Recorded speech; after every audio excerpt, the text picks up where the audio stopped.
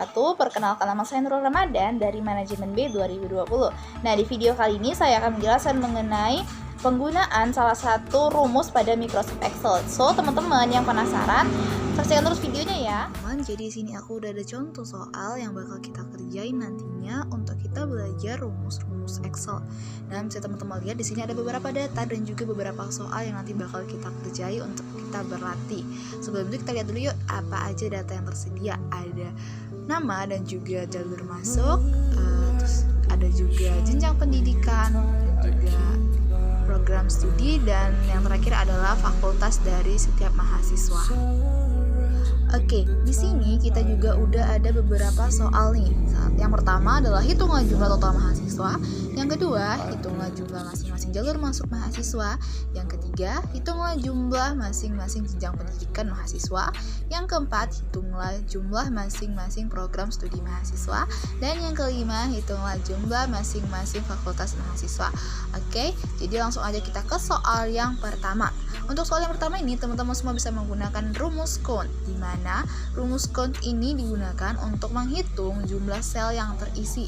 Nah, disarankan untuk teman-teman yang menggunakan rumus count menggunakan kolom atau range yang memiliki angka atau yang terisi angka, karena kalau huruf kadang dia tidak terdeteksi. Oke, jadi langsung aja kita mulai. Untuk yang pertama, rumusnya adalah sama dengan count. Oke, kita ketik count, lalu buka kurung. Oke, dan kita ikuti rumus yang udah diarahkan dari Excel-nya. Oke, ini kita blok range-nya, dan aku blok di bagian NIM karena itu kolomnya terisi berupa angka, biar dia dapat terdeteksi, teman-teman. Oke, setelah kita blok, kita tutup dengan tanda kurung, lalu enter. Oke, udah muncul nih teman-teman, nilainya sebanyak 47.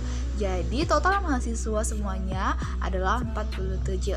Oke, kita lanjut ke soal yang kedua. Hitunglah jumlah masing-masing jalur masuk mahasiswa. Oke, jadi mari kita hitung dulu yuk jalur masuk mahasiswa. Ada berapa? Ada 1 SBMPTN, kedua ujian mandiri, yang ketiga adalah SNMPTN. Oke teman-teman, ayo kita cek lagi ke bawah apakah ada selain dari tiga jalur itu. Dan ternyata nggak ada ya teman-teman, cuma 3 jalur aja. Oke, jadi langsung aja kita buat yuk. Kita buat dulu keterangannya dari teman-teman.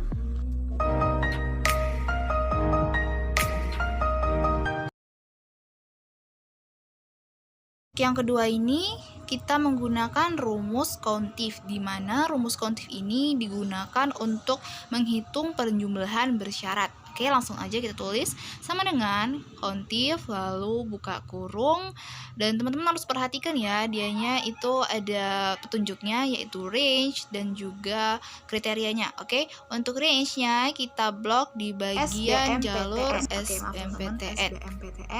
Lalu kita teman-teman SBMPTN, lalu kita buat tanda penutup dan enter. Oke, jadi nanti hasilnya bakal muncul.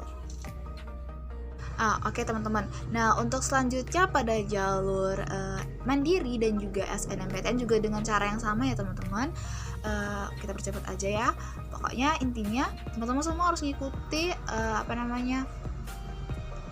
arahan dari Microsoft Excel-nya, karena setiap laptop itu berbeda-beda. Nah, kebetulan di laptop aku sendiri itu pemisahannya adalah tanda koma, tapi ada juga terkadang yang menggunakan titik koma. Jadi teman-teman harus perhatikan itu dulu ya.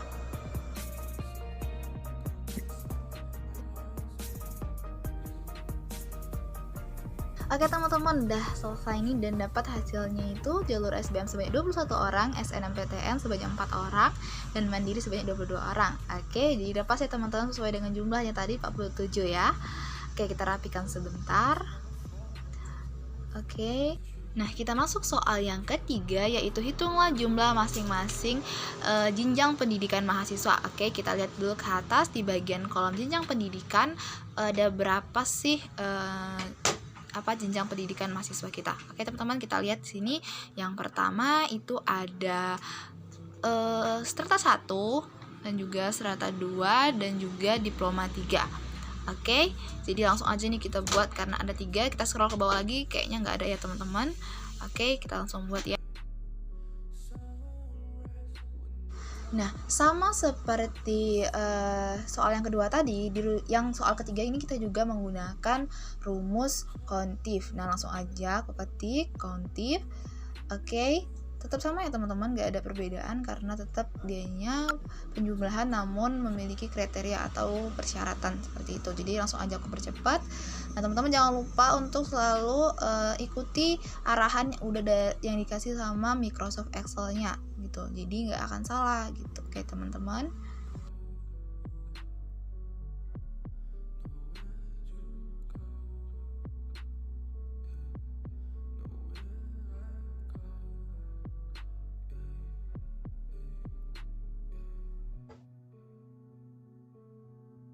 Oke, udah selesai nih di soal yang ketiga, kita juga udah dapet hasilnya.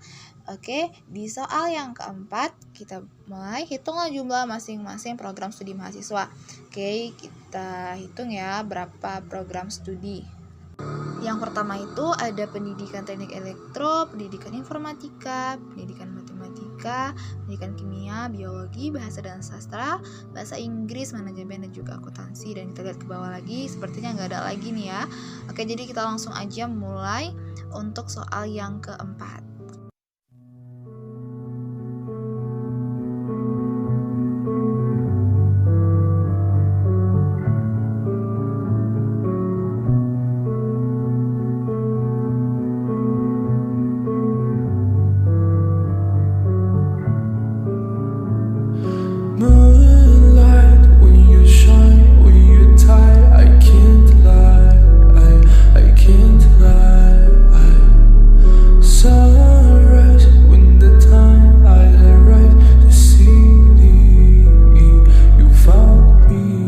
Oke teman-teman, sama seperti yang tadi kita langsung tuliskan aja rumusnya, yaitu kontif, lalu kurung, dan jangan lupa untuk ikuti arahannya yaitu dengan memblok range dan juga mengetikkan kriterianya.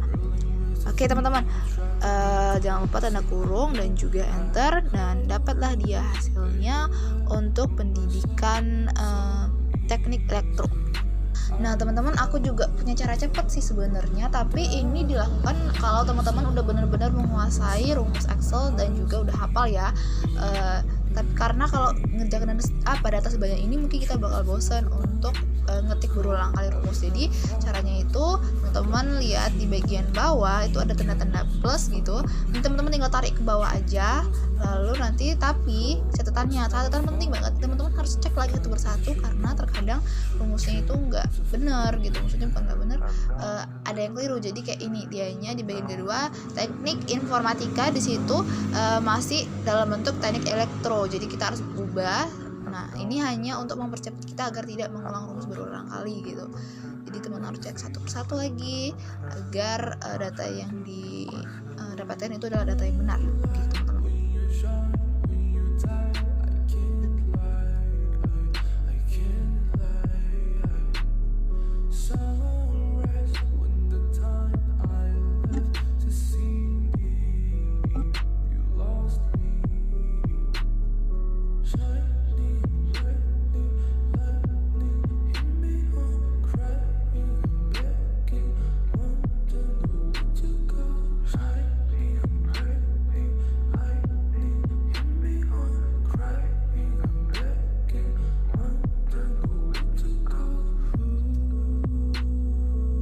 Oke teman-teman, nah udah selesai nih untuk soal keempat kita, dan kita masuk ke soal 5, yaitu hitunglah jumlah masing-masing fakultas mahasiswa. Oke, kita lihat data di atas ya teman-teman.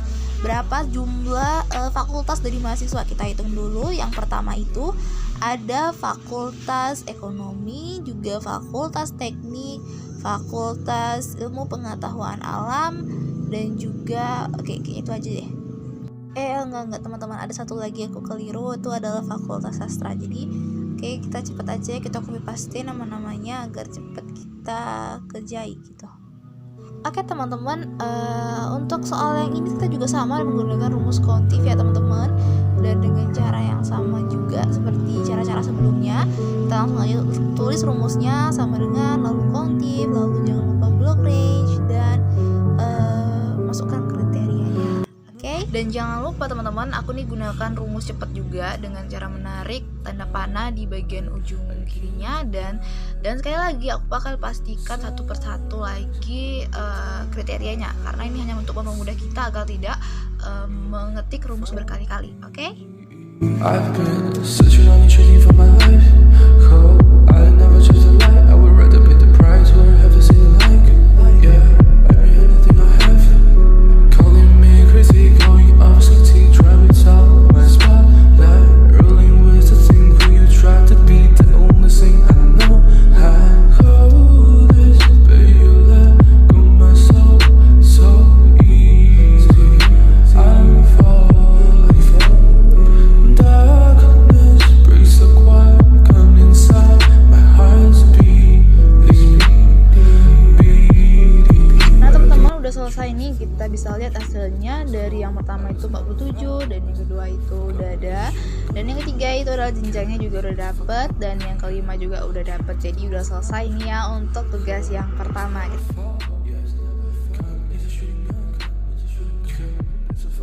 Oke teman-teman, kita lanjut ke tugas kedua ya, karena kita udah selesai.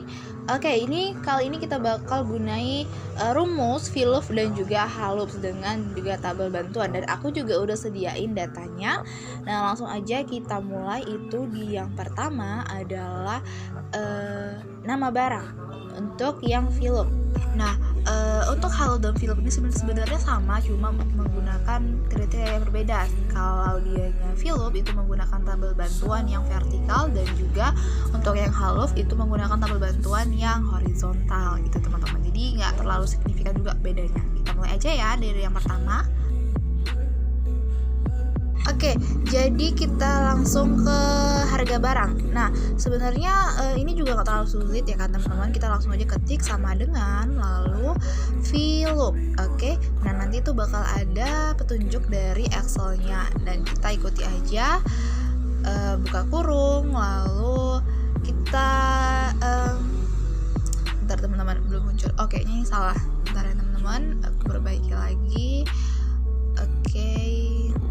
VLOOKUP ya teman-teman, salah. Oke, sorry aku.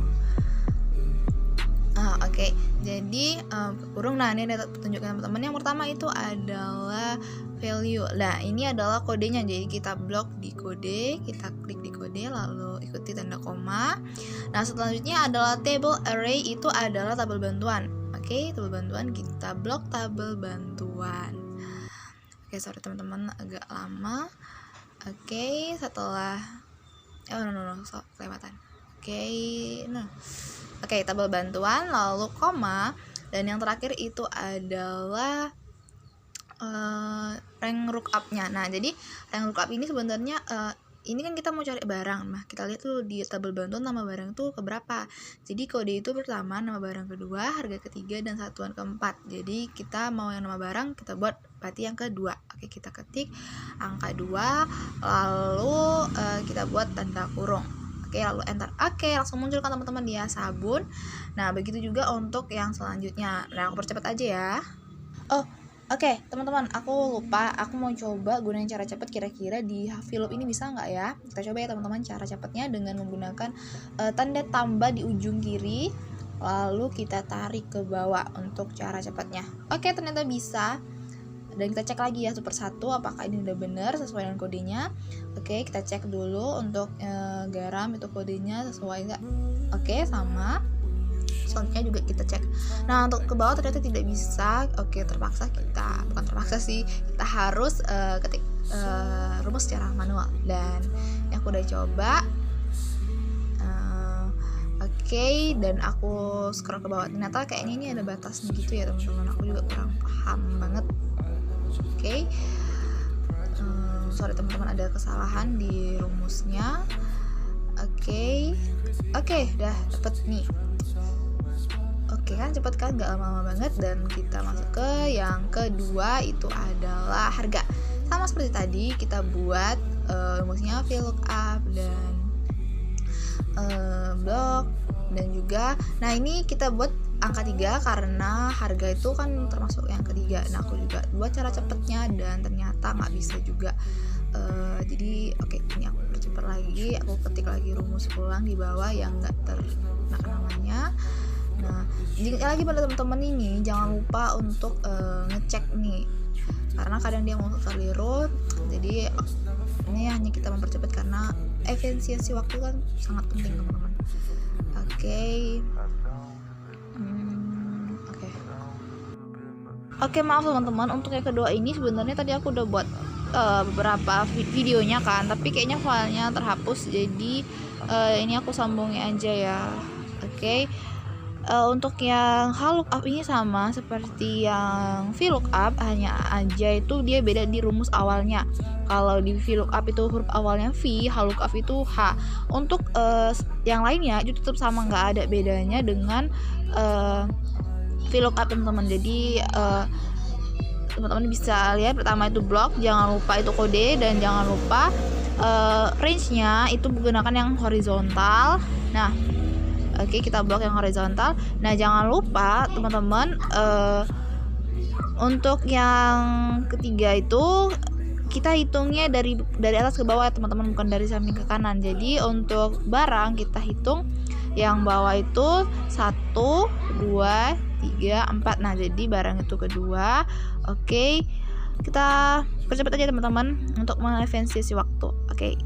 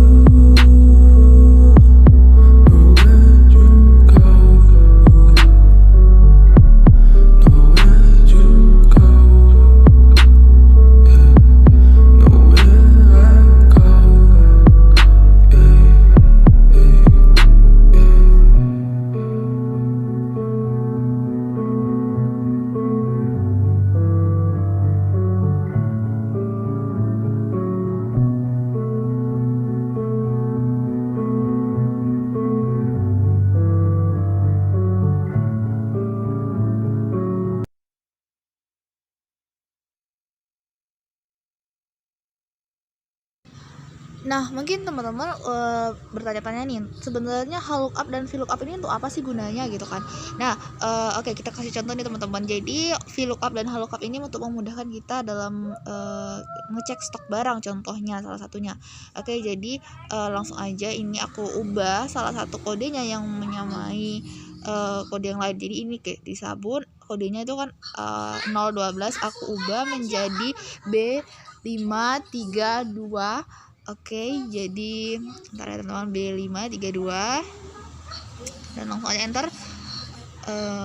Oke, langsung dia berubah teman-teman jadi minyak goreng. Nah, inilah dianya yang mempermudah kita dalam melakukan pekerjaan. Tadi beberapa tutorial bagaimana cara menggunakan rumus Excel.